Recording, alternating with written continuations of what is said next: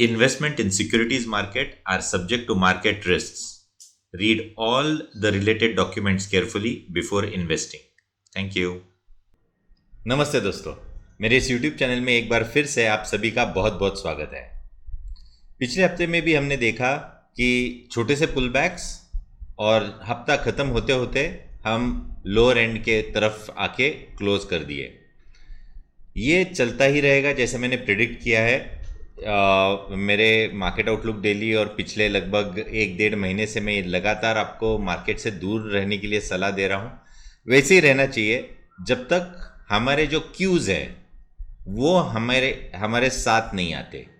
हमारे क्यूज़ है crude prices, news पे ध्यान नहीं देना है। यही कंटिन्यूसली मैंने बात की है मेरे मार्केट आउटलुक डेली में, मेरे वीकली वीडियोस में, और आपको सिर्फ क्रूड पे ध्यान देना चाहिए। अगर क्रूड बढ़ता है तो मार्केट्स गिरेंगे, क्योंकि आप कहो न कहो हमारे इकोनॉमी पे इम्पैक्ट आ ही रहा है। कई वीडियोस सरफेस हो रहे हैं सोशल मीडिया पे कि 2007 में क्रूड कितना था, अब कितना हो गया, इसका इम्पैक्ट भारत पे नहीं आता।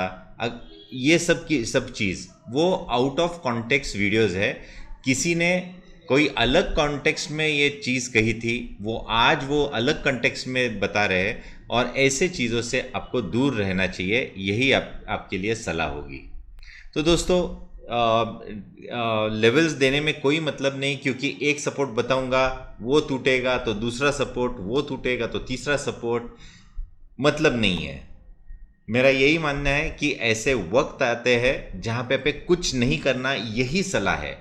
कोई भी सपोर्ट्स आने दो, क्या फ़र्क पड़ता है। मैं मानता हूँ कि जब हमें क्लैरिटी आएगी हम बॉटम पे बाय नहीं करेंगे, हम बॉटम के थोड़े ऊपर बाय करेंगे। पर जब क्लैरिटी आएगी तब हमें ये तो पता होगा कि अब का जो बॉटम है वो टूटेगा नहीं, इससे तो नीचे नहीं जाएंगे। आज ये कहना थोड़ा सा मुश्किल है।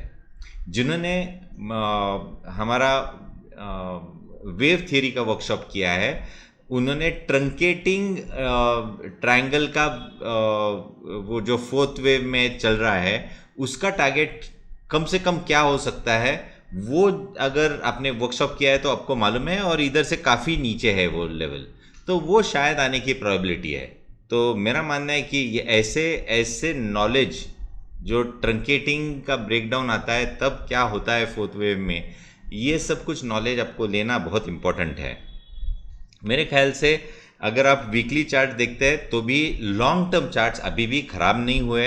राइजिंग ट्रेंड लाइन इसको भी तोड़ दिया है, 2 हफ्ते पहले तोड़े थे, उसके ऊपर नीचे ही ट्रेड करता नज़र आ रहा है। जो ऊपर का रेजिस्टेंस है वो एक बार सपोर्ट किया था, दूसरी बार सपोर्ट करेगा नहीं करेगा ये देखना पड़ेगा।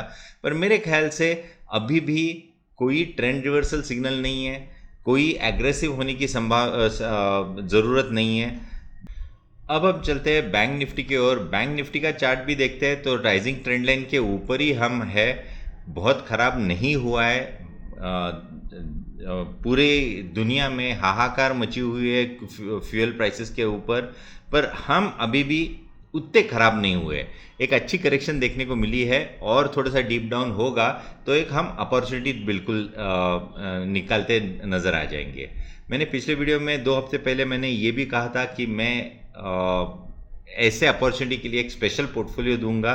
अगर आपको उस स्टॉक लिस्ट के बारे में जानना है तो आपके रिलेशनशिप मैनेजर को फ़ोन कीजिएगा। अगर उनका नंबर नहीं है तो इन्वेस्टर हेल्पलाइन जो इधर दिखाई दे रहा है उधर कीजिएगा फ़ोन, और आपको प्रोसीजर पता चल जाएगी कि वो लिस्ट आपको कैसे मिलेगी। इसके पहले वाला जो लिस्ट था 2021 में, उसने 500% 5 टाइम्स रिटर्न दे चुका है। तो ऐसे ही कुछ रिटर्न्स आने की संभावना है, और ये 5th वेव के लिए होगा। यानी आज अगर आप बाय करते हो तो आपको लगभग अगले 5 साल रखना है। तो मेरा मानना है कि इधर और भी ज़्यादा रिटर्न आने की बहुत बड़ी संभावना है।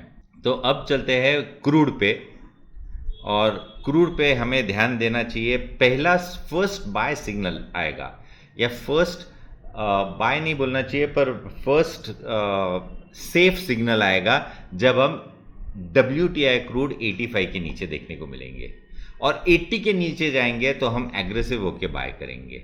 तो 85 और 80 ये बहुत इंपॉर्टेंट लेवल्स है। हम ऑल टाइम हाइज के नज़दीक आ रहे हैं। इस रैली के 99.64 का रेट दिख रहा है, तो ये बहुत ख़राब चीज़ लग रही है। मेरे ख्याल से अगर ये वॉर और चलती है तो क्रूड प्राइसेस और भी चलेंगे। तो मेरा मानना है कि 85 के नीचे हमारे फर्स्ट बाय सिग्नल्स आएंगे, तब हम थोड़ा सा एक्यूमुलेट करना चालू करेंगे और 80 के नीचे हम एग्रेसिव होके बाय करेंगे। मेरा मानना है कि उस टाइम तक तो आपको थोड़ा सा परहेज रखना चाहिए, मार्केट से दूर रहना चाहिए। अगले हफ्ते में सिर्फ 3 ट्रेडिंग सेशंस है, तो छुट्टियों का मौसम है, आप अपने फैमिली के साथ एंजॉय कीजिएगा। इस हफ्ते के लिए इतना ही। अगले हफ्ते वापस एक बार मिलेंगे, तब तक के लिए आज्ञा दीजिए। नमस्ते।